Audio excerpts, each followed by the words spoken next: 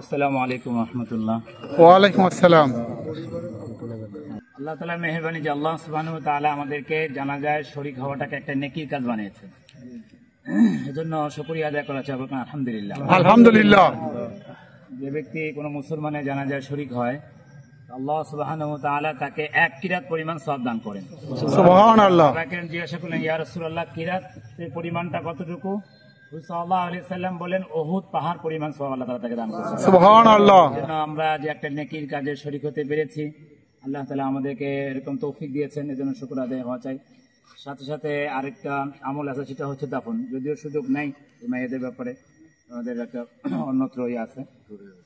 আসলে আমরা জানাজায় শরীক হই ঠিকই, জানাজায় শরীক হওয়াটা মাধ্যমে একটা হলো নেকির কাজ, একটা হলো নিজের জিন্দেগিকে পরিবর্তন করা, একটা নিয়ত করা। আমরা যে যে অবস্থানে আছি সেই অবস্থান থেকে আমাদের পরিবর্তন হওয়া চাই। পরিবর্তন ছাড়া যদি দুনিয়া থেকে যাওয়া হয় তো সেটা আগামী আমাদের জিন্দেগি বড় বড় কঠিন হয়ে যাবে। এজন্য প্রত্যেকে হালাল পন্থায় চলার চেষ্টা করা, হারামকে তরক করা, বিশেষ করে নামাজের ব্যাপারে অত্যন্ত যত্নশীল হওয়া। দুনিয়া থেকে মানুষ তিনটা জিনিস, যখন মানুষ মারা যায় তো বলা হয়েছে তিনটা জিনিস, আগে আরব যুগে ছিল তিনটা জিনিস তার সঙ্গে যাইত। তো একটা হলো যে সম্পদ, তো সেটা সম্পদকে ফিরে নিয়ে আসা হয়। আর আত্মীয় স্বজন দাফন পর্যন্ত থাকে, তারপরে চলে আসে। শুধু একটা জিনিসই তার সঙ্গে যায়, সেটা হলো আমল। চাই সেটা ভালো হোক, সেটা মন্দ হোক। এমন না যে ভালো আমলগুলি নিয়ে গেলাম আর মন্দ আমলগুলি থুয়ে গেলাম, এরকম কিন্তু সুযোগ আছে কি? না না।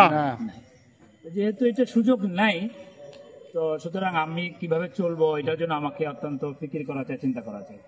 আল্লাহ তাআলা আমাদের সকলের শুভবুদ্ধি দান করেন। আল্লাহুম্মা আমিন। জিন্দেগিটাকে এমন ভাবে বানাই, এটা বলে শেষ করতেছে, আমি যদি জীবনটাকে এইভাবে বানাই যে আল্লাহ তাআলাকে খুশি করে যাই, তো আল্লাহ তাআলা আমাকে আখিরাতের সর্ব জায়গায় আমাকে খুশি করবেন। সুবহানাল্লাহ। আলহামদুলিল্লাহ। সময় খুশি করবেন, কবরে আমাকে খুশি করবেন, আখিরাতে আল্লাহ তাআলা এরকম হাসরের ময়দানে আমাকে খুশি করবেন। এরকম ভাবে সর্বশেষ যে ঠিকানা জান্নাত, এটার ব্যাপারে আমার ব্যাপারে ফয়সালা করে আল্লাহ তাআলা আমাকে খুশি করুন। আমি যদি চাই আল্লাহ তাআলা আমাকে খুশি করুক, তো দুনিয়াতে আমার আমলের দ্বারা আল্লাহকে খুশি করতে হবে। এজন্য সকলে ইনশাআল্লাহ ইনশাআল্লাহ ইনশাআল্লাহ ইনশাআল্লাহ। সুলতান চাচা ওনার সাথে পরিচয় আমার অনেক আগ থেকে। আমি একসময় পড়াশোনা করতাম সুলতানের মোড়, পীরজাবার চাচার নামে যে সুলতানের মোড়। আল্লাহ। আসলে ওখান থেকে ওনার সাথে পরিচয়, আমাকে ভাতিজা হিসেবে ডাকতেন, খুবই স্নেহ করতেন। সেই সময় অনেক সময় বলতেন, বাবা তুই আমার জামাত, তুই তুই করে বলতে আমাকে, খুবই স্নেহ করতেন। আমি আসলে খবর জানি না, একটু বাইরে গেছিলাম, ও আমাকে ফোন দিয়ে বললো, বাবা তো মারা গেছে, আপনি জানাজা পড়াবেন। তো যাই হোক, এই জন্য আসলে জানাজা পড়ানোর জন্য আসছি।